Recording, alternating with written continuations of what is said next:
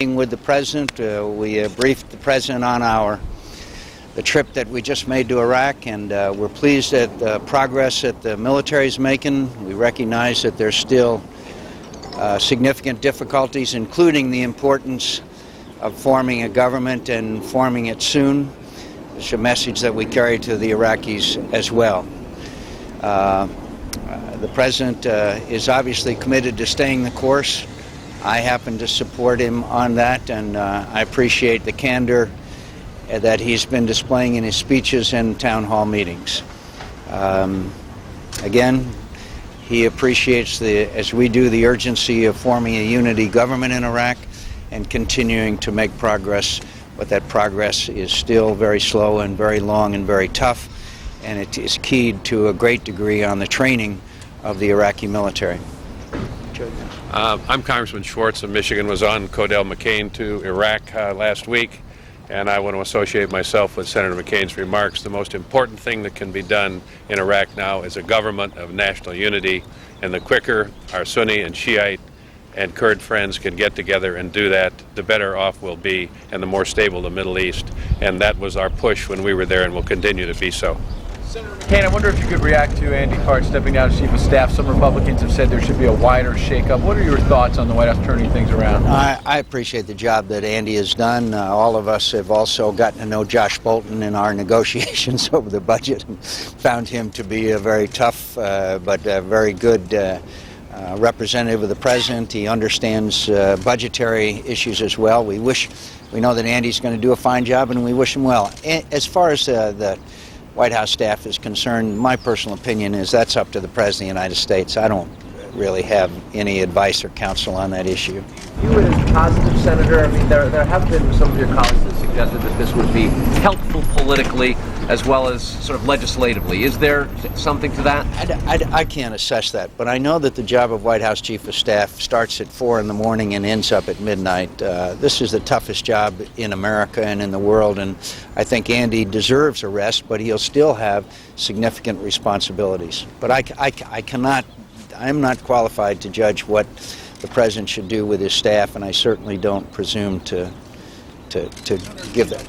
The president and Secretary of State Rice, among others, have been talking about their desire to reduce the level of U.S. troops in Iraq by the end of the year. Do you think, based on what you saw over there, that's doable?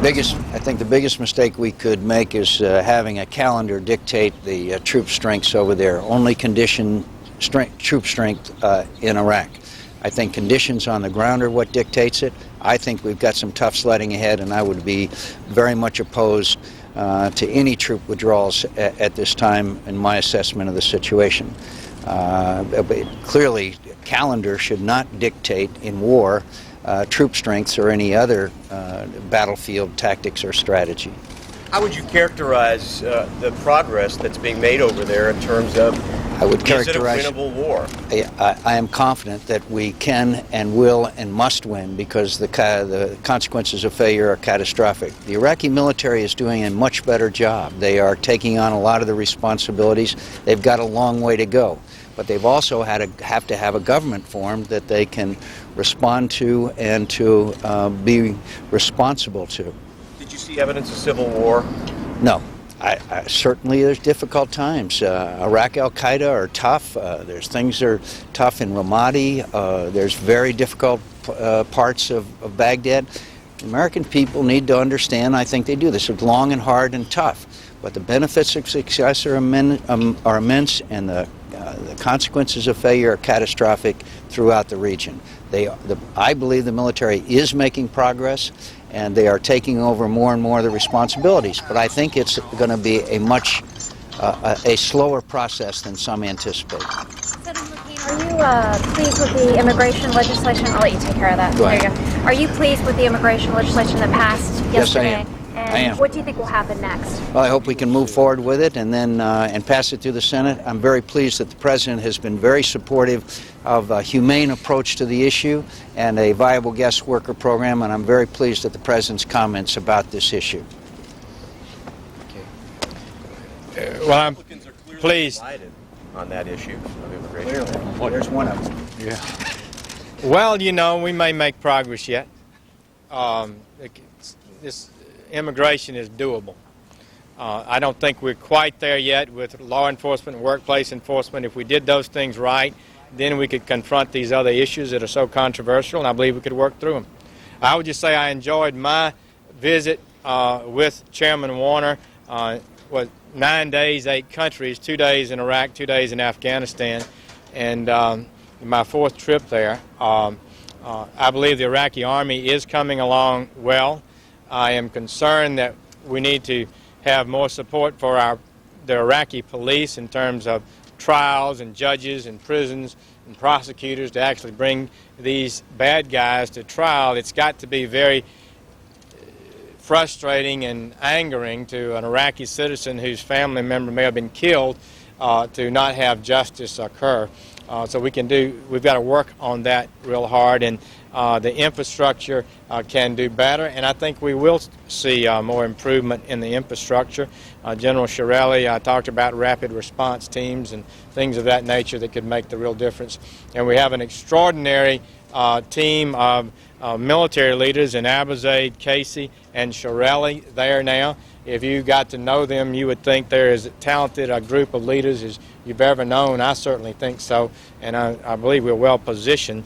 But it is a tough thing that's occurring there now. There's a real life and death struggle to create a healthy, wholesome, democratic government, and it won't be easy.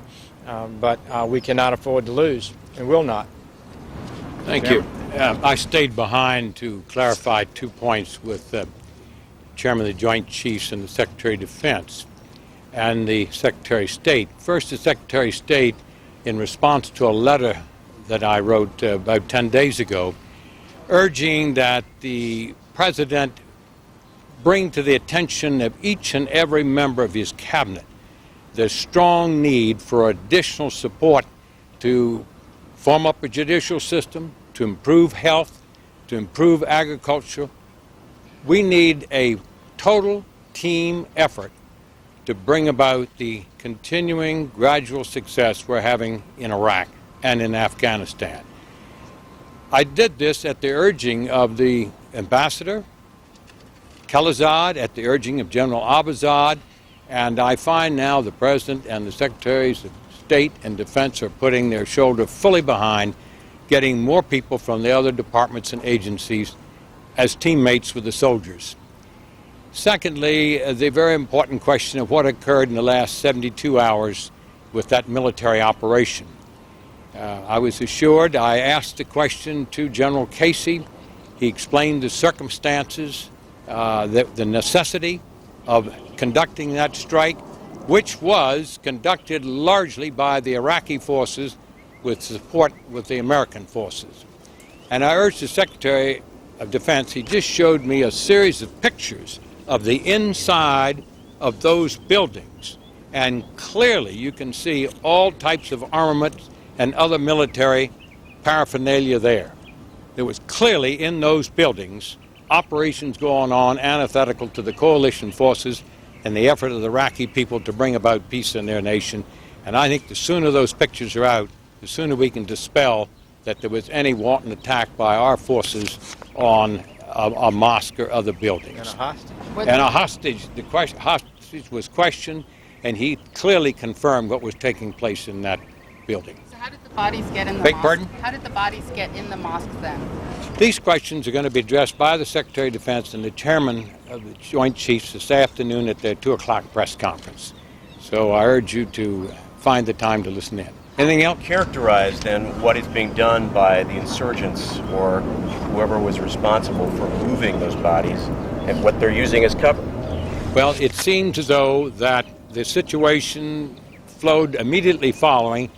Our forces, commanders, ambassador, were trying to gather facts when the Iraqis were mounting a certain elements, a propaganda machine, and went in there and rearranged what had taken place. But fortunately, the Secretary has the pictures taken immediately following the cessation of the action. And the Secretary clearly pointed out to me on maps just now how, as the forces approached, fire came out of all of those buildings directed at the Iraqi forces and such military of the U.S. that were in support. Thank you very much. Thank you. I'm Congressman Tom Udall from New Mexico. On this last incident, I think this shows the intolerable situation that we have in Iraq right now, the situation we're in. You look at the American military trying to go out and get the insurgents to protect the Iraqi people, and there you have their political leaders using us as a bashing point. And it's only going to get worse. I came with a different perspective to this, and I just want to tell you a couple of quick points. First of all, several of us in the meeting called for a special envoy. We believe that the lack of formation of a national security government has reached absolute urgent proportions. And this should come from the president sending a special envoy, crackheads, get people in a room, and they don't walk out until we get a national unity government. You can't believe the erosion in terms of support by not having a national unity government. So that's number one. We need a special envoy. Our delegation, I went with Senator McCain, the two Democrats on it, Feingold and myself. We signed a statement. It'll be available to all of you as it talks about we were all unified in saying let's move forward on a bipartisan basis with a national unity government. The different perspective that I brought, I only heard one other member bring it up, was the idea that we should be redeploying outside of Iraq within this year. I brought that up at the meeting. I told the president that's where we ought to head, and the reason I say that is because the security situation, in my opinion, from being briefed and being there on the ground, is very, very dire. You can't tell as an individual, you know, I just think it's unwinnable. The Iraqis have to stand up. They now have 225,000 troops that are in the top tier of training.